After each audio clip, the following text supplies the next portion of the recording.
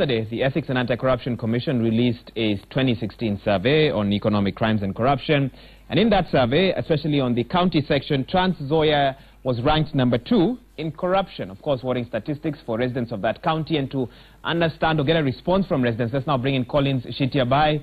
Collins, number 2 is usually a good thing, but not when it comes to corruption. What is the response of residents of that county?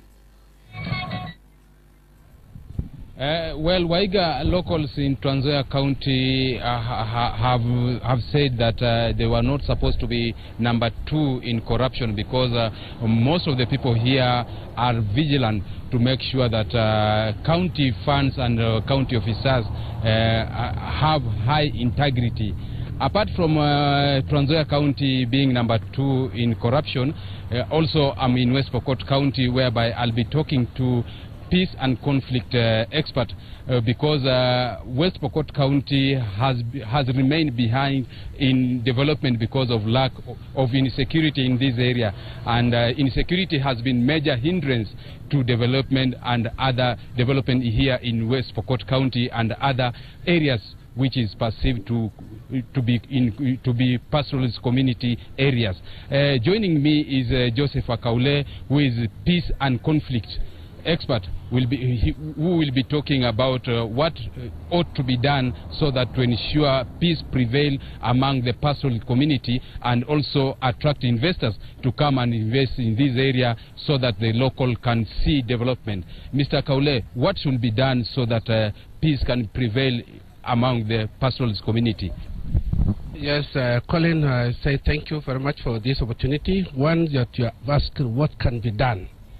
It is our appeal, especially for us that we have been working on the issues of peace for a long time. It has been our desire that now we have a relative peace.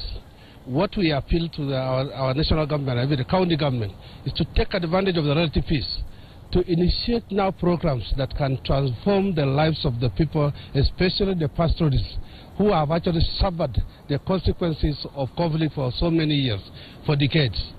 So one of them is education, because we need to inculcate peace in the minds of the young people, particularly those who are still not in schools.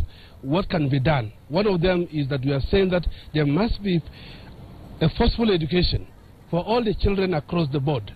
And that is one of the things that assurance that in future we will have a generation that would have gone to school. That is one of them. Second part of the initiative that should have been initiated is actually to reach out to all those who have been warriors, especially the cattle rustlers, that we must prevail them to ensure that we sustain the peace that the relativists we are having at the moment.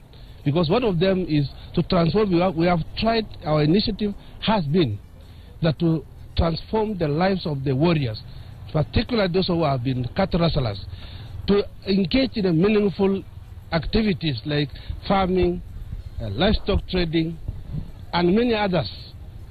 Because if we look at on the eastern part of this county, we have rivers that are flowing, permanent rivers. So we have to take advantage to initiate education along those areas, because those are the areas that we are experiencing cattle rustling, always the clash between the communities, our community and the neighboring communities. And we are saying that now that there's a lot of water flowing without being used well for the purpose of transforming the lives of the communities, can the initiatives be done along those rivers that actually production of food is available? Because one of the drivers is actually poverty, lack of food. Now that we have a relative peace, so it's actually appeal to the government that we must have irrigation along the rivers. That is the second one.